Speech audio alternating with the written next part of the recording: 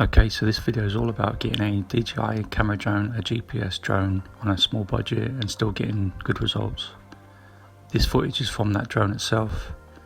I needed a drone with certain features, had to be small, low profile, not too in your face, with low noise levels, and this one fitted the bill.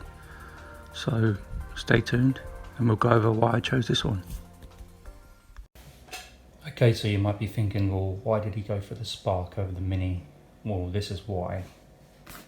It's still small, very compact. As you can see, hands on the case, everything's in there, ready to fly. And you can put your phone in there. I've got two phones, I've got Android and iOS. You can put two batteries in this carrying case. See, I've got the drone in there. There's one battery and one in the drone. Got another one in here. Remote is there. Propellers in there. So, yeah, the Spark still has a lot to offer. Don't rule it out over the Mini. And I'll tell you why. I'm not going to take this into a review because it's been reviewed to death. Has quick release props. The Mini doesn't have that. Obstacle avoidance. Active tracking was something that I needed to have. I do a lot of cycling.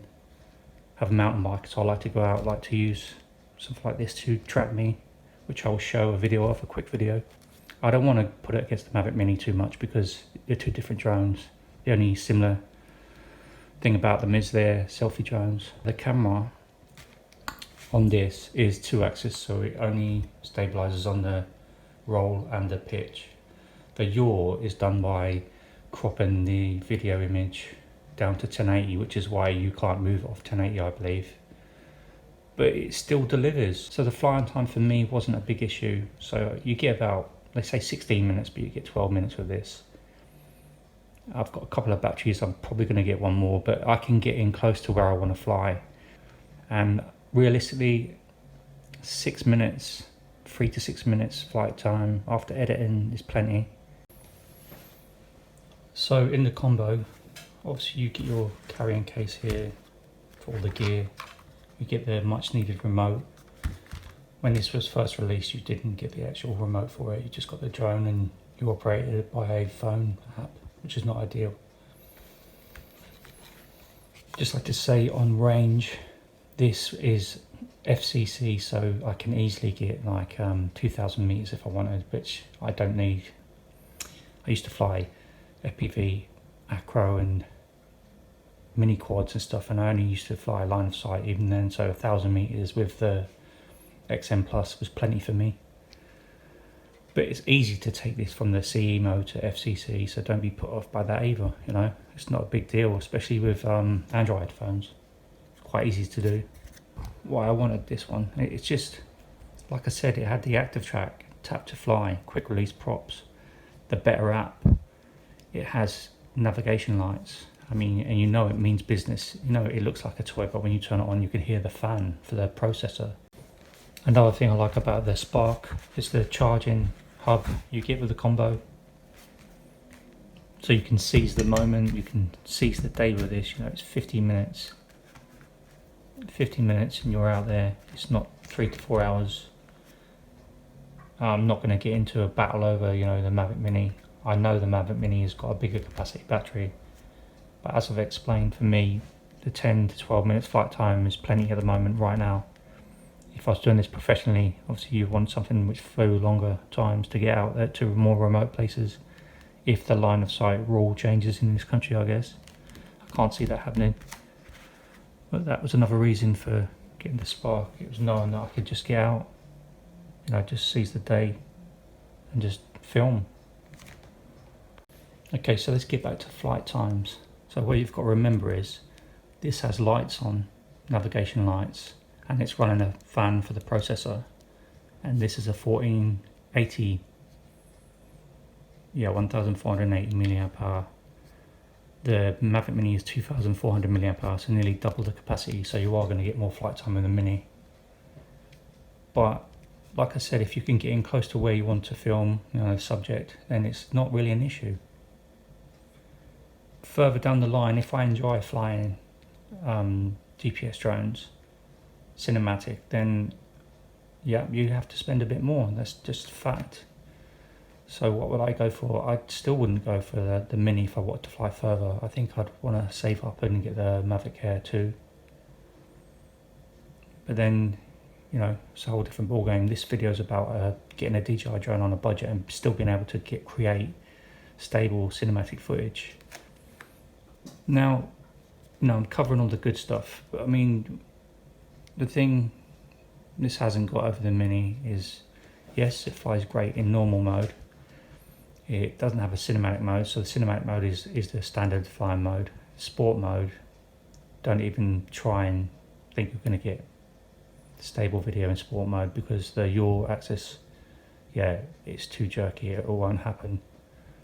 So, you know, you've got to remember, if you just want slow cinematic, this is delivered that for me already. I'm going to talk about third-party add-ons, which I think are worthwhile, or what I bought for it.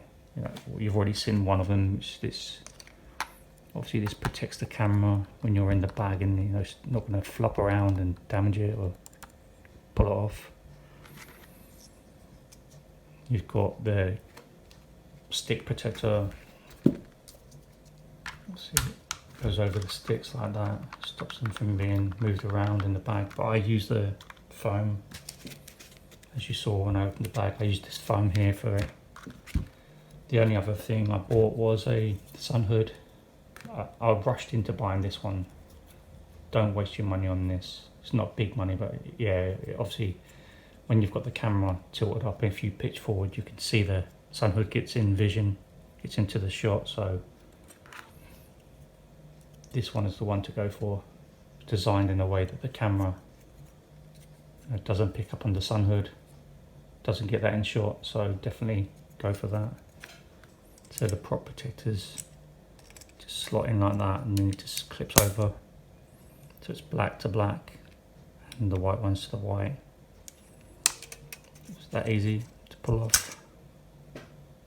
Stick to using a cable, otherwise you will get breakup. So you just get your lightning cable, go from your phone to the controller.